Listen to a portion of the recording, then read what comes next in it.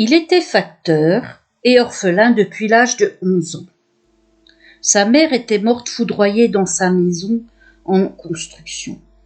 Son père les quitta, lui et son frère de 15 ans, 3 mois plus tard en simulant un accident, pour qu'ils héritent de la maison payée par l'assurance vie. C'est son frère qui les trouva à chaque fois, les deux, et resta marqué par des tics nerveux et de l'alcoolisme.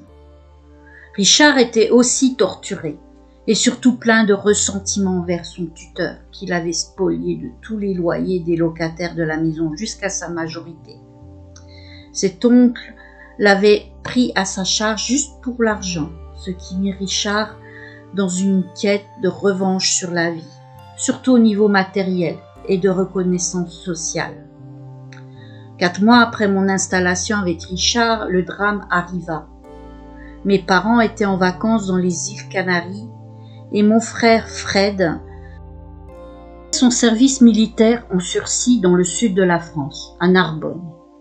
Il avait accompli ses études d'ingénieur, après mathématiques supérieures, mathématiques spéciales et avait clôturé par l'école des mines à Nancy. 3 mois plus tard, il devait se marier et donc à 25 ans, la vie s'ouvrait devant lui. Il avait une 2 chevaux et devait se rendre à Toulouse. Son futur beau-père lui proposa de lui prêter sa voiture, mais celui-ci déclina et partit avec la 2 chevaux. Un homme avait bu et parti avec sa grosse Mercedes. Mes parents sur l'île se promenaient sur la plage et regardaient vers leur hôtel. Ils virent la lumière de leur chambre clignoter. Le lendemain, ils apprirent que mon frère avait été tué sur la route à la même heure. Ils furent rapatriés en France et c'est mon frère Gérard qui descendit à Toulouse reconnaître le corps. On nous fit croire dans un premier temps qu'il a eu le coup du lapin, mais en fait c'était une véritable boucherie qu'on nous cacha, tandis que l'autre s'en sortit avec juste une journée d'observation à l'hôpital. Ma mère était dévastée. Son fils préféré avait disparu. Elle ne comprenait pas et disait que le pire qui peut arriver à quelqu'un est de perdre un enfant. Pour soutenir mes parents, je tenais le choc. 3 mois plus tard, je commençais une formation en ébénisterie et me confrontais au machisme de mon professeur qui estimait qu'une femme n'avait rien à faire dans un atelier. Nous étions 3 femmes et devions être solidaires pour prouver le contraire. L'ébénisterie est un artisanat délicat, avec des sculptures et de la marqueterie, et demande une précision que beaucoup d'hommes n'ont pas. Le stage était intensif et difficile. Moi, je m'accrochais. Hélas, la veille des vacances de Noël, je mis ma main dans la tenonneuse. La blessure n'était pas grave et cicatrisa pendant les vacances, mais créa en moi une phobie des machines. Et à mon retour en janvier, il m'était impossible de travailler.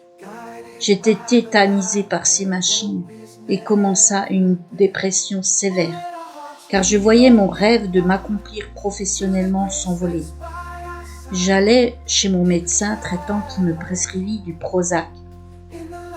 Je dirais entre parenthèses que depuis on s'est rendu compte que le Prozac provoquait des idées suicidaires chez les jeunes personnes. Je ferme la parenthèse.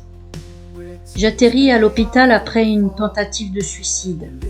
Il s'ensuivit une cure de repos dans un institut spécialisé pour les femmes. Je rencontrais des cas bien pires que le mien, ce qui me permit de relativiser mes problèmes. L'ergothérapie fut vraiment ma planche de salut, ainsi que le sevrage des médicaments. Sentimentalement, j'étais perdue.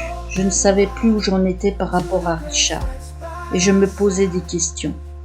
De l'autre côté, j'avais besoin d'avoir un but dans ma vie, pour pallier à l'échec de ce stage.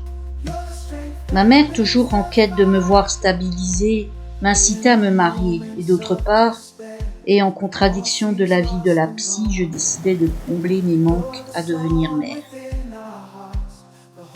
Je dirais entre parenthèses que vivre votre deuil immédiatement après le décès, plus le temps est long, plus dure est la chute. Surtout ne pas épouser une personne en suivant les conseils d'une autre personne, ne serait-ce que votre mère. N'écoutez que votre cœur. Et surtout, ne faites pas d'enfant pour combler un vide ou une frustration. Il en est de l'avenir de l'enfant. Fin du 6e chapitre.